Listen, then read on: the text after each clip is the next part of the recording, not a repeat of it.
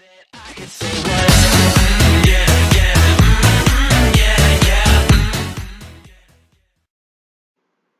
Children. आज हम लोग सीबीएसई ई जोन में करने जा रहे हैं change and development in rural society का चैप्टर का पार्ट 3।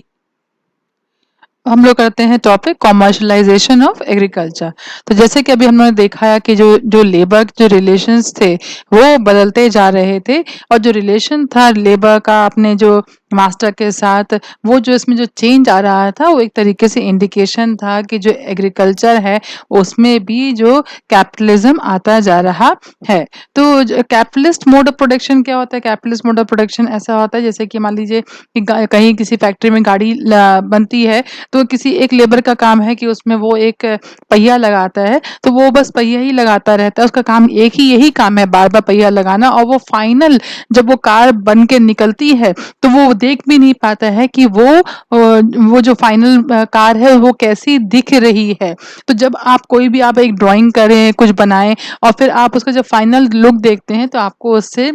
अपनी बनाई हुई चीज से आपको एक तरीके से एक अफेक्शन हो जाता है, एक प्यार हो जाता है, तो क्योंकि आप उससे रिलेट कर सकते हो, क्योंकि आपकी उसमें मेहनत लगी होती है। लेकिन जो कैपिटलिस्ट मोड ऑफ प्रोडक्शन है उसमें क्या है कि जो लेबर जो काम करता है उसको फाइनल आउटपुट से उसको कोई भी रिलेशनशिप नहीं रहता है। तो ये वाला जो चीज है, ये चीज देखने में आई कि ये चीज एग्रीकल्चर में भी आने लग गई थी, क्योंकि यहाँ पे भी जो थे फ्री वेज लेबर होने लग रहे गए थे, जो कि हमेशा के लिए अपने जो जिनके अपने जो मालिक हैं उनके लिए काम नहीं करते थे। वो बस जब जरूरत होती तब आते थे और काम करके वो चले जाते थे। और ये भी देखा गया कि जो फार्मर्स थे, जो कि बहुत डेवलप्ड रीजन में जो फार्मर्स थे, वो बहुत ज़्यादा मार्केट ओरिएंटेड होने लग गए। मतलब वो उनका जो सामान था वो ज़्यादा वो उसी मतलब अपने लिए कम उगाते थे, वो बेचने के लिए वो ज़्यादा उगाते थे। तो जो कल्टीवेशन है वो बहुत कॉमर्शलाइज्ड हो गया, और जो एक इकोनॉमी जो वाइडर इकोनॉमी है, मतलब उससे जो प्रॉफिट हो रहा था वो कहीं ना कहीं एग्रीकल्चर से वो लिंक हो गया। और इस तरह से क्योंकि जब एग्रीकल्चर कॉमर्शलाइज हो गया और वाइडर इकोनॉमी से लिंक हो गया, तो इसके कारण जो है विलेजेस में भी पैसा आने लगा, और वहाँ के लोग भी फिर जो अपनी उनका उनका जो नज़रिया था वो बिजनेस की तरह, वो और भी बिजनेस करने लग गए। एम्प्लॉयमेंट भी लोगों को वहाँ पे मिलने लगा।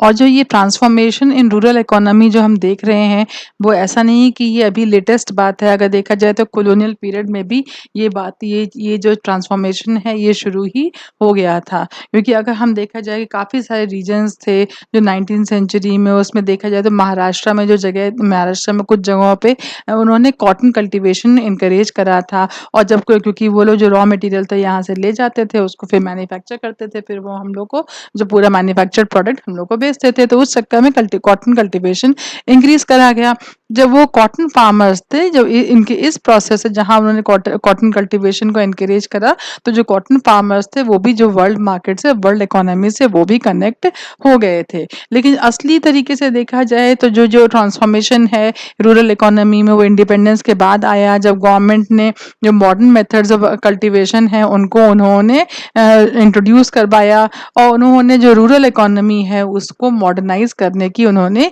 अलग अलग तरीकों से कोशिश करी।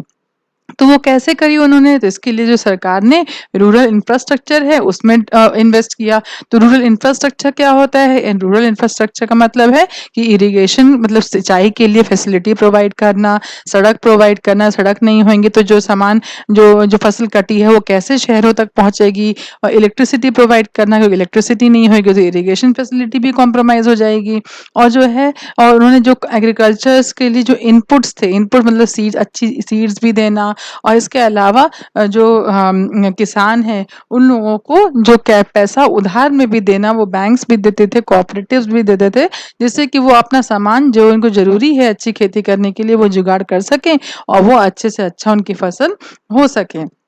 तो इसके जो फाइनल जो आउटकम था इसका, ये सब करने का सरकार से, तो वो बेसिकली ये था कि रूरल डेवलपमेंट करा जाए। रूरल डेवलपमेंट कराने से मतलब क्या मतलब था रूरल डेवलपमेंट कराने का? तो रूरल डेवलपमेंट सिर्फ ये नहीं कि रूरल इकोनॉमी ही इम्प्रूव हो या फिर एग्रीकल्चर ही इम्प्रूव हो, लेकिन वो चाहते थे कि जो रूरल सोसाइटी है वो पूरे अपने आप में वो बेनिफिट करे। मतलब उनका मतलब ये नहीं था कि सिर्फ पैसे ऐसे से वो अपने इम्प्रूवमेंट नहीं चाहते थे। वो चाहते थे कि जो लोग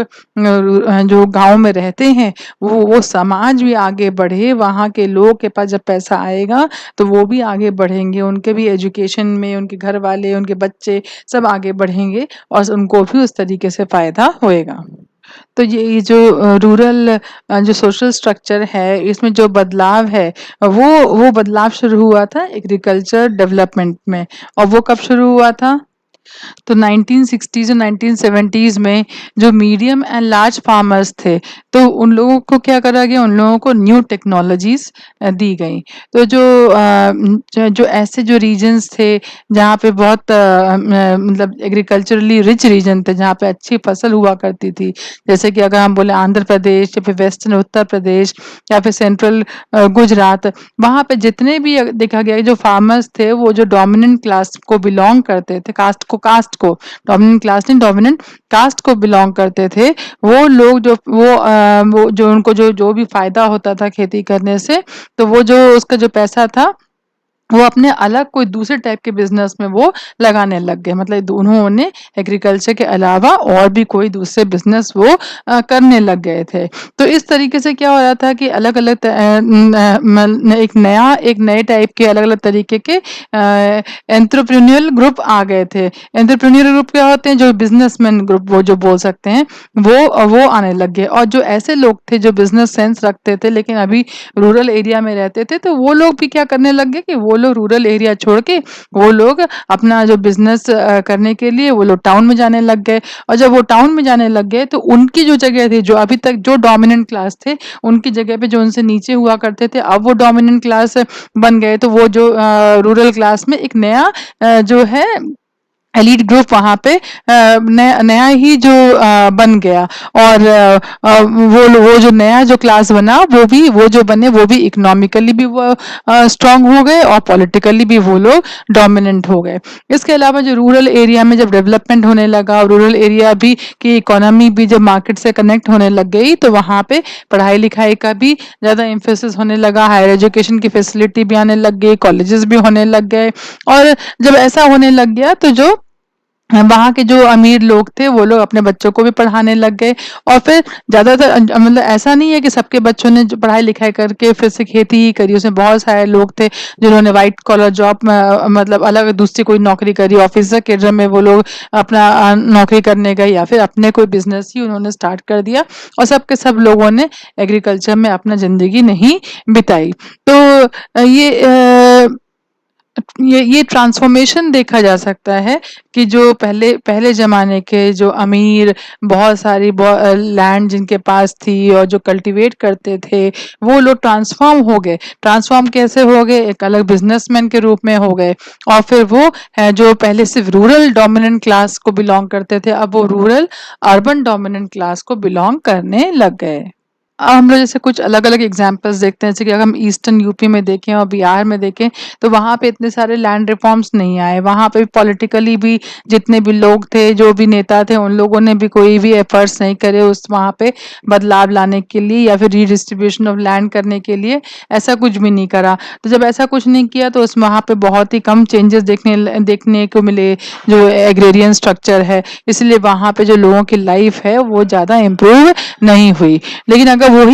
कंपैरिजन करा जाए केरला के साथ, तो केरला में क्या हुआ कि जो अलग-अलग तरीके डेवलपमेंट्स के लाए गए और जो पॉलिटिकल मोबिलाइजेशन हुआ, मतलब नेताओं ने वहाँ पे एफर्ट्स करे, वहाँ पे रीडिस्ट्रीब्यूशन ऑफ लैंड भी हुआ। और वहाँ पे सबसे बड़ी बात, वहाँ के बहुत सारे लोग फॉरेन कंट्री में जाके काम करने लग गए, इसलिए जो उनकी लिंकेज थी वो एक्सटर्नल इकोनॉमी से बहुत ज़्यादा हो गई, जिसके कारण कि जो गाँव-गाँव के जो लोग जाके बाहर गल्फ कंट्रीज में काम कर रहे थे, तो वो उन लोगों की जो रूरल जो एरिया था उसके कारण में उसमें बहुत ज़्यादा बदलाव देखने को मिल गया। तो जो वहाँ का जो रूरल एरिया है वो एकदम रूरल नहीं कहा जा सकता। बेसिकली वो अगर क्या वो मतलब एग्रीकल्चरल प्रधान है, प्राइमरीली एग्रेरियन है, मतलब एग्रीकल्चरल प्रधान है। वहाँ पे कोकोनट की खेती करी जाती है या फिर स्पाइसेस ग्रो करे जाते हैं। तो ये जो केरला है ये एक मिक्स्ड इकोनॉमी बन गई। और वहाँ पे जो एग्रीकल्चर का जो भी चीज़ें ये उगाते थे वो कहीं न कहीं वो बहुत मतलब मतलब बड़े रूप में जो रिटेल सेल्स सर्विसेज, मतलब वो लोग सीधे जाके वो मार्केट में उनकी जो वो लिंक हो गए, और जो बहुत सारी फैमिलीज वहाँ पे ऐसी भी थी जिनको जिनके पैसे बाहर से ही आते थे, और वहीं पे ही उनकी डिपेंडेंस थी, क्योंकि वहाँ से बहुत सारे केरला के बहुत सारे लोग विदेश में काम करने के लिए स्पेशली गल्फ एरिया में वहाँ पे गए थे।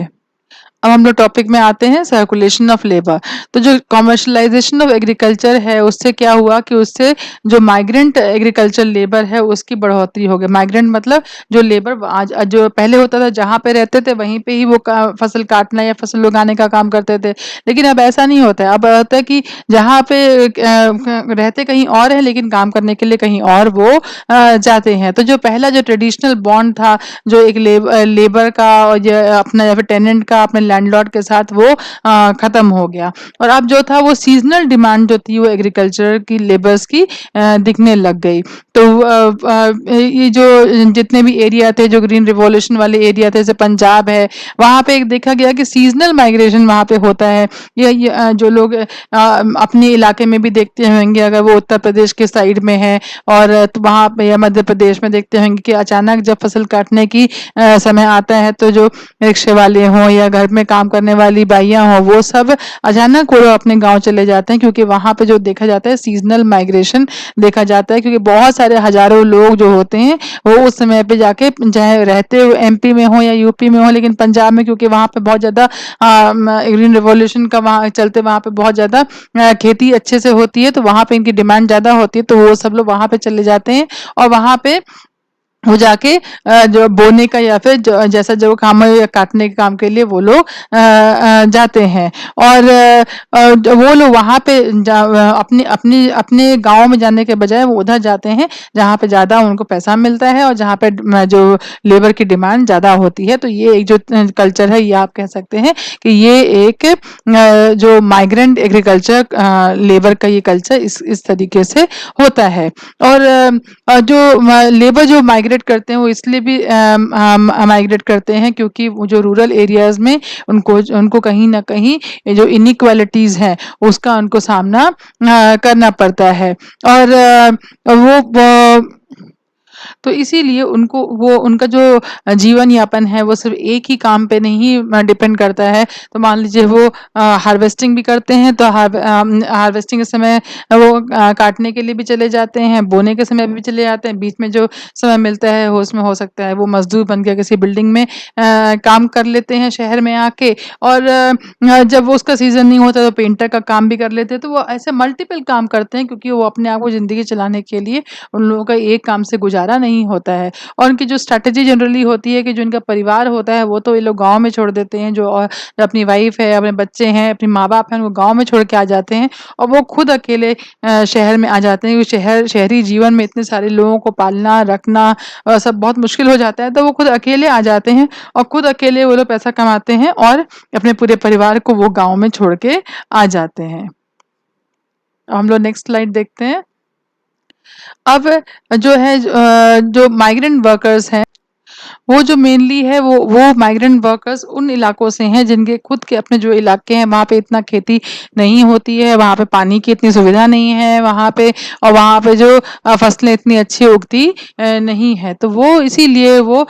जो माइग्रेंट वर्कर्स हैं वो कुछ समय के लिए पंजाब में या हरियाणा में, जहाँ पे खेती बहुत अच्छी होती है, वहाँ पे चले जाते हैं। और जब वहाँ पे खेती का काम नहीं हो रहा होता है तो वो यूपी में जो ईंट बनाने का काम होता है उसमें चले जाते हैं, या फिर कंस्ट्रक्शन साइट्स जैसे कि दिल्ली में या बैंगलोर में या कोई भी मेट्रोपॉलिटन सिटी है, वहाँ पे जाके वो कंस्ट्रक्शन साइट में लेबर का मजदूर का काम कर लेते हैं। ऐसे जो मजदूर होते हैं जो एक जगह से दूसरी जगह काम के लिए घूमते रहते हैं डिपेंडिंग अपॉन कि कहाँ पे किस चीज़ की ज़रूरत है, इसको बोला जाता है footloose labour by Jan Breman. तो ये जो है ये वन मार्कर में आ सकता है, फुट लूज लेबर कौन होता है। तो जो इसके लिए आप इस ये जो पैरा है ये आप पढ़ सकते हैं। तो जो लैंडलेस वर्कर्स हैं या फिर माइग्रेंट वर्कर्स हैं, इन लोगों की सबसे बड़ी परेशानी ये होती है कि अगर ये अपने ही मतलब ये एक जगह से दूसरी जगह जब ये घूम-घूम के काम करते हैं, तो इनका कोई भी जो इनका जो मालिक होता है, इससे कोई परमानेंट रिश्ता तो होता नहीं है और इसलिए जो मालिक है, वो इन लोगों को बहुत ज़्यादा एक्सप्लॉइट करता है, पैसे भी कम देता है और जितने घंटे काम करता है, मतलब वो पूरा काम ही चाहता है। वो नहीं चाहता कि जब वो पैसा दे रहा है, तो वो इन लोगों को 1 सेकंड भी बर्बाद करने के लिए वो दे सके। तो इसलिए ये बहुत एक्सप्लॉइट भी होते हैं और माइग्रेंट लेबर होने से। अब हम लोग आते हैं topic globalisation, liberalisation and rural society. तो अब अगर जो देखा जाए कि जो large scale circulation of labour हो रहा है, मतलब जो लेबर है एक जगह से दूसरी जगह जा रहा है, उससे क्या-क्या फ़र्क सोसाइटी में आ रहा है। तो इसमें अब ये देखा जा रहा है, क्योंकि जैसे हम लोग ने पहले पढ़ा कि आदमी लोग अपनी फैमिली को छोड़ के वो लोग पैसा कमाने के लिए बाहर चले जाते हैं। तो उसमें क्या हो रहा है कि जो ये काम है, जो ज़मीन है जो उन लोगों की अपने गाँव में, वो किसके ज़िम्मेदारी हो जाती है? वो औरतों की ज़िम्मेदारी हो जाती है। तो ये बेसिकली जो कल्टीवेशन है, अब देखा जा रहा है कि वो औरतों का ही काम हो गया है और जो वहाँ पे भी जो लेबर का काम जो हो रहा है, क्योंकि वहाँ पे लोग जो आदमी लोग हैं, वो ऐसी जगह पे माइग्रेट कर रहे हैं जहाँ पे ज़्यादा पैसा है, जहाँ पे ज़्यादा खेती हो रही है, पंजाब और हरियाणा जैसे एरिया में। लेकिन जो औरतें जब वहाँ पे जो जो जो उनका गाँव है, जो अपना गाँव है, वहाँ पे जो लेबर की ज़रूरत पड़ती है, तो वहाँ पे औरतें ही वहाँ पे एग्रीकल्चर लेबर का ज़्यादातर काम करती हैं। तो ये कॉन्सेप्ट कहलाता है फेमिनाइज़ेशन ऑफ एग्रीकल्चर लेबर फोर्स। तो ये वाला जो क्वेश्चन है, ये काफ़ी पूछा जाता है, तो आप जब ये पूछेंगे आपको ये क्वेश्चन पूछा जाएगा, तो आप वहाँ से शुरू करेंगे कि क्या-क्या जो चेंजेज़ आ रहे हैं कि लोग अपना जो माइग्रेशन ऑफ लेबर हो रहा है, लेबर जो है वो ज़्यादा पैसे के लिए ऐसी जगह जाता है, पंजाब और हरियाणा, उसकी फैमिली लेकिन पीछे रह जाती है। तो उसकी फैमिली में जो उसकी औरत होती है, वो उसका ज़मीन, तो पूरा आप ये समझाते हुए ये वाला जो कॉन्सेप्ट है फेमिनाइज़ेशन ऑफ एग्रीकल्चर लेबर फोर्स, ये आप लिखेंगे। अब इसमें क्या है, फेमिनाइज़ेशन तो हो जा रहा है, तो एक तरफ तो हम लोग सोचेंगे, चाहे जी हम लोग को ऐसा लगेगा कि जैसे कि विमेन भी इस फ़ील्ड में आगे आ रही हैं। लेकिन हो क्या रहा है कि जो विमेन है, उनकी इनसिक्योरिटी बढ़ती जा रही है, क्योंकि इन लोगों को उतने वेजेस नहीं मिलते जितने कि आदमियों को उतने ही काम के लिए मिलते हैं। और वैसे तो अभी तक इस काम के लिए औरतें नज़र ही नहीं आती थीं, लेकिन अब औरतें भी जो एग्रीकल्चर लेबर का काम करते हुए नज़र आ रही हैं, क्योंकि जो चेंजेज़ हम लोगों ने पहले डिस्कस कर लिए हैं। लेकिन उनका जो उनको पेमेंट होता है, वो आदमियों से कम होता है। और जो जो वुमेन हैं, वो एक जो अपनी जो जो ज़मीन में काम करती हैं और लैंडलेस लेबर के लिए और कल्टीवेटर की तरह भी वो काम करती हैं। खुद की ज़मीन है, तो अपना कल्टीवेट करती हैं, तो और अगर मतलब जिनके पास ज़मीन नहीं है, तो वो एज़ अ लेबर भी काम करती हैं। और वैसे कहने को तो जो है जो सिस्टम है, पैट्रिलिनियल किनशिप सिस्टम है, मतलब आदमी की अपनी जो किसी भी घर में जो है आदमी ही डोमिनेंट होता है। और लेकिन ये सिस्टम तो वैसे ही चला जा रहा है, लेकिन काम का पूरा जो बोझ है, घर का काम, बच्चों को देखना, ज़मीन को देखना, वो सब काम औरत ही करती जा रही है। लेकिन कल्चर है कि जो आदमी को आदमी डोमिनेंट होता है, आदमी को जो प्रिविलेजेस मिलते हैं, जो लैंड ओनरशिप है, वो भी आदमी को मिलता है और औरत को वही ज़मीन पूरी ज़िंदगी भर चाहे जोतती रहती है, लेकिन उसके नाम पे ज़मीन नहीं होती है। तो ये आप ये कह सकते हैं कि ये एक आयरनी है इंडिया की। अब आते हैं नेक्स्ट में globalisation, liberalisation and rural society. तो अब इसमें जो है कि जो 80s और 90s में जो है ग्लोबलाइजेशन इंडिया में आया। अब इसमें क्या है कि जब ये आया, तो अभी तक ये था कि गवर्नमेंट ने सब जो बाहर से कोई भी चीज़ को आने के लिए इंडिया में मना करा था, क्योंकि बेसिकली इंडिपेंडेंस के बाद ये सोच थी गवर्नमेंट की कि जो हमारी जो इंडस्ट्रीज़ हैं, वो खुद ग्रो करें। तो इसके चलते बाहर से चीज़ों को लाना मना था। लेकिन जैसे ही ग्लोबलाइज़ेशन में हम लोगों ने अपना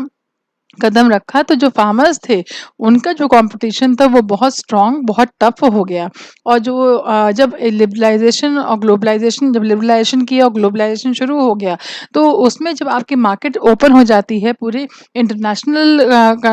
बाहर की कंट्रीज़ के लिए, तो आपको एक एक रूल्स एंड रेगुलेशन से गवर्न हो जाते हैं और आप जनरली इन सब चीज़ों में आपको WTO वर्ल्ड ट्रेड ऑर्गेनाइजेशन के रूल्स फॉलो करने का पड़ते हैं, जो कि चाहे प्राइस के ऊपर हो, वेजेस के ऊपर हो, टैक्सेस के ऊपर हो। और जो बैरियर्स हैं, मतलब कौन बैरियर्स किस तरीके से एक कंट्री बैरियर लगा सकती है कि आप हमारे यहाँ ये चीज़ नहीं बेच सकते, वो चीज़ नहीं बेच सकते, या फिर प्राइसिंग का या फिर टैक्स का, तो वो सब भी थोड़े रिडक्शंस करने पड़ते हैं। तो इसके चलते जब डब्ल्यूटीओ की रूल्स एंड रेगुलेशन में चलते हैं, तो इंडिया को भी उसके चलते इंडिया ने भी जो व्हीट तक भी इंपोर्ट करना शुरू कर दिया, जो कि उसके पहले ये था कि व्हीट हम लोग अपने आप को सेल्फ सस्टेन बनाना चाहते थे, सेल्फ रिलायंट बनाना चाहते थे कि हमको किसी चीज़ की दूसरी कंट्री के लिए डिपेंडेंट फूड ग्रेन के लिए नहीं हो। लेकिन ग्लोबलाइजेशन के चलते ये भी होना शुरू हो गया, और जो जितने भी इंडियन ट्रेडर्स थे उनको कंपटीशन सिर्फ इस मतलब वीट में तो होने ही लगा कि भाई वीट क्वालिटी अच्छी होगी तभी लोग उनकी खरीदेंगे, अगर वो दाम भी अच्छा होएगा तो भी खरीदेंगे। साथ साथ में जो अलग अलग कंट्रीज के जो फ्रूट्स थे, वेजिटेबल्स थे, क्लोथ्स थे, वो भी इंडिया में आने लग गए,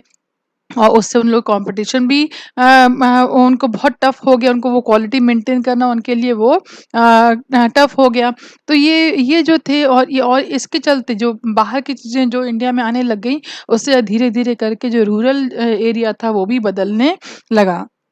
तो ये सब क्या है, ये सब एक इंडिकेटर्स थे ग्लोबलाइजेशन ऑफ एग्रीकल्चर के, और ये था कि मतलब जो एग्रीकल्चर भी एक वाइडर इकोनॉमी से ये जुड़ गया था। तो अब जब ये सब चीज़ हुई, तो इसके चलते एक कॉन्सेप्ट आया जिसको बोला गया कॉन्ट्रैक्ट फार्मिंग। अब कॉन्ट्रैक्ट फार्मिंग बहुत इंपॉर्टेंट है जानने के लिए कि कॉन्ट्रैक्ट फार्मिंग में क्या होता है। ये कई बार कॉन्ट्रैक्ट फार्मिंग एक बहुत रिपीटेड क्वेश्चन है एग्जाम पॉइंट ऑफ व्यू से। अब जैसे कि जो रीजन है पंजाब, कर्नाटका, जहाँ पे अच्छी खेती होती थी, वहाँ पे क्या है कि जो फार्मर्स थे वो कॉन्ट्रैक्ट करने लग गए, और मल्टीनेशनल कंपनीज के साथ, जैसे कि पेप्सिको है उनके साथ। और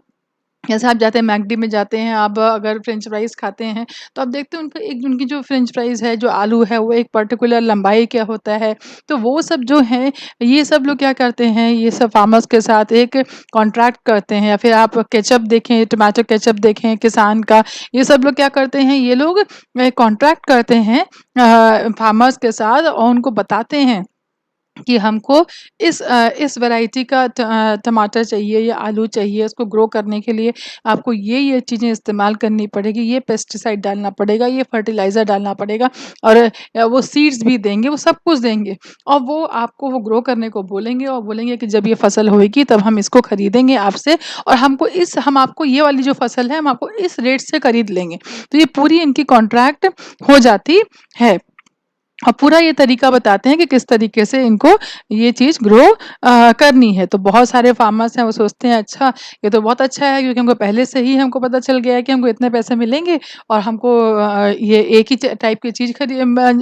ग्रो करनी है। तो उनको वो अट्रैक्ट हो जाते हैं ये करने के लिए। और जनरली जो कॉन्ट्रैक्ट फार्मिंग है, ये आलू ग्रो करने के लिए, या फिर टमाटर, या फिर फ्लावर्स ग्रो करने के लिए करा जाता है। और लेकिन इससे क्या बनता है, जैसे कि सॉस बनते हैं, जैम बनते हैं, और प्रोसेस्ड फूड इससे बनाए जाते हैं। तो ये तो हुआ बात कॉन्ट्रैक्ट फार्मिंग की। लेकिन अब कॉन्ट्रैक्ट फार्मिंग से क्या डिसएडवांटेज होता है, तो जो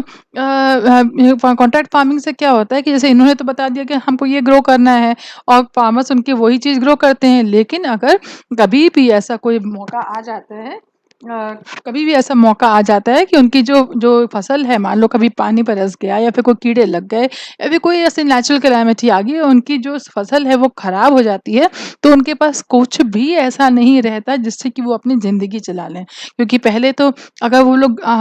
खेती करते थे और खेती में वो लोग अनाज उगाते थे, तो अनाज अगर खराब हो जाता था तो इतना ही होता था कि वो बाहर बेचने वाला अनाज नहीं होता था, लेकिन इतना तो निकल ही आता था कि वो अपना ज़िंदगी, अपने परिवार उसके ऊपर डिपेंड करके चला लें।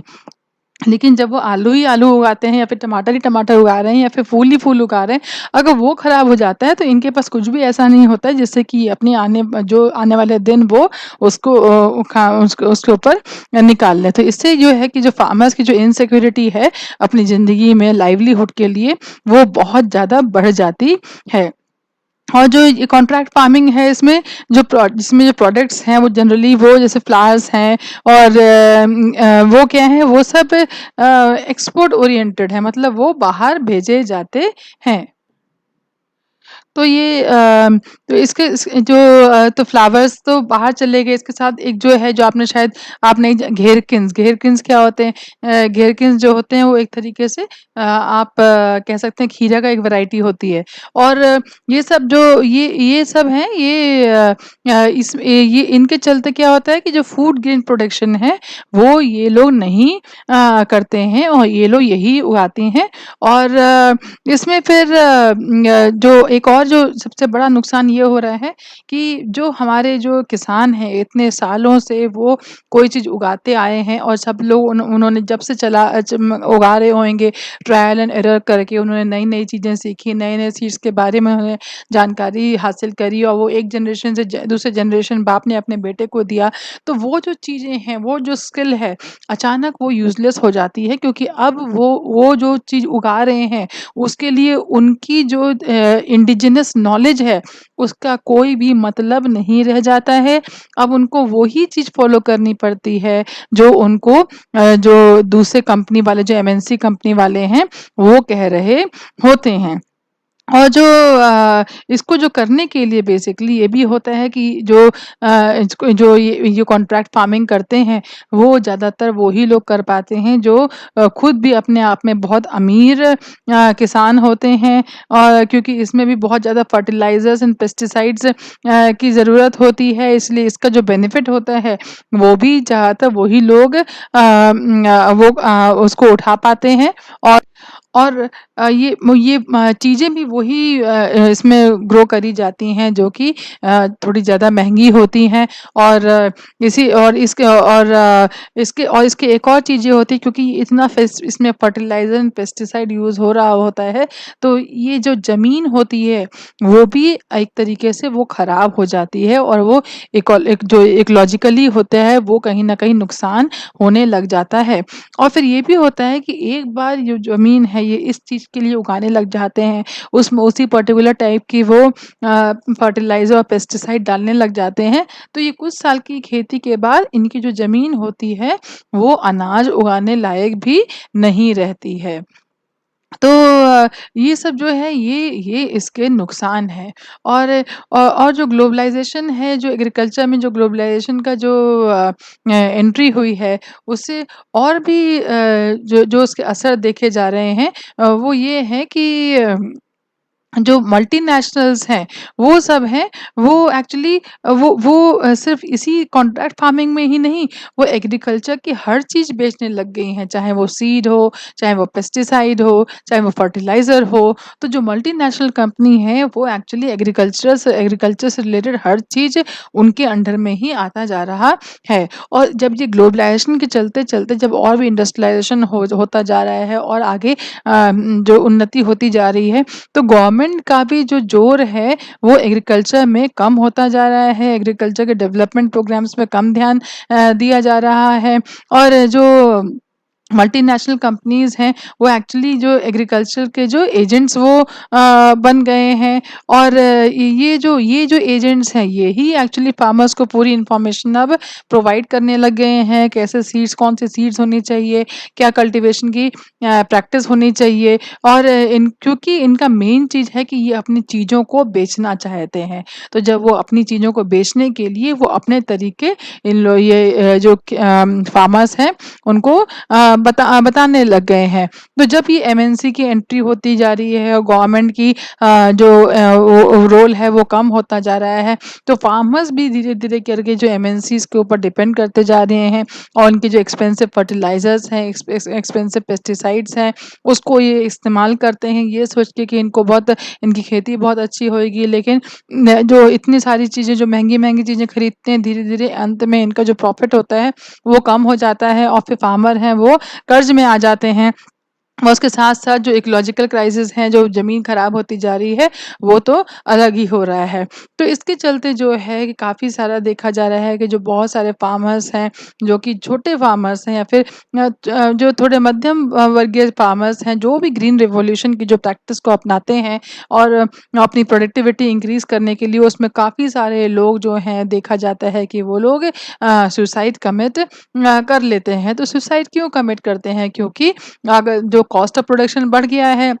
उनका सबसे महँगी पेस्टिसाइड में महँगा फर्टिलाइज़र, महँगे जो इक्विपमेंट्स हैं वो यूज़ करते हैं और साथ-साथ में गवर्नमेंट ने जो एग्रीकल्चर की जो सब्सिडी है, वो भी कम कर दी है। तो और जो मार्केट्स भी हैं, वो आज अगर किसी चीज़ का दाम इतना है, कल को वो और भी कम हो जाता है या बढ़ जाता है, तो मार्केट्स क्या हैं, अनस्टेबल हैं और जो फार्मर्स हैं, वो बहुत कुछ जो छोटे फार्मर हैं या फिर मार्जिनल फार्मर्स हैं वो काफ़ी सारा पैसा वो बोरो कर लेते हैं ये सोच के कि मैं इस बार तो ग्रीन रेवोल्यूशन की टेक्निक को अपनाऊंगा और मैं करके देखूंगा और वो सब कुछ अपना पैसा इन्वेस्ट कर देते हैं अपना पूरा ज़मीन जायदाद लगा देते हैं और बाई चांस कभी ऐसा होता है कि उन लोगों की अगर खेती ख़राब हो जाती है चाहे वो डिजीज़ हो चाहे पेस्ट हो या फिर रेनफॉल हो जाए या फिर सूखा आ जाए तो तो उनके पास इतना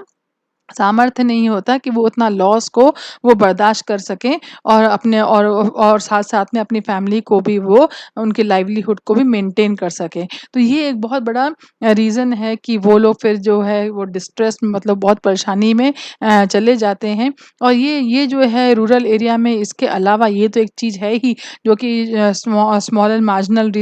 जो एग्रीकल्चरिस्ट हैं उनको ये प्रॉब्लम फेस करनी पड़ती है। उसके साथ-साथ जैसे-जैसे जितने भी रूरल एरिया हैं वो अपने आप में समृद्ध होते जा रहे हैं, उनके पास ये पैसे की एंट्री होती जा रही है, तो वहाँ के जो खर्चे हैं वो भी ऐसा नहीं है कि वो कम नहीं है, वो भी बढ़ते जा रहे हैं। वहाँ पे भी शादियाँ करना अब एक अपने आप में एक बहुत पैसा इन्वॉल्व करने वाली बात हो गई है। डाउरी भी बढ़ती जा रही है, डाउरी वैसे तो गलत प्रथा है, किसी को भी नहीं लेनी चाहिए, लेकिन जहाँ जितना ज़्यादा समृद्ध होते जा रहे हैं गाँव, उतनी डाउरी का सिस्टम और बढ़ता जा रहा है और सब लोग अपने बच्चों को अच्छा-अच्छा एजुकेशन देना चाहते हैं, तो फार्मर्स भी अपने बच्चों को एजुकेशन देना चाहते हैं, तो उसके लिए भी पैसा लगता है, मेडिकल केयर के लिए पैसा लगता है। तो इन सब इसके जो लॉस सहा वो तो वो और दूसरा ये सब के चलते उन लोगों को अपना अपना जीवन बहुत मुश्किल में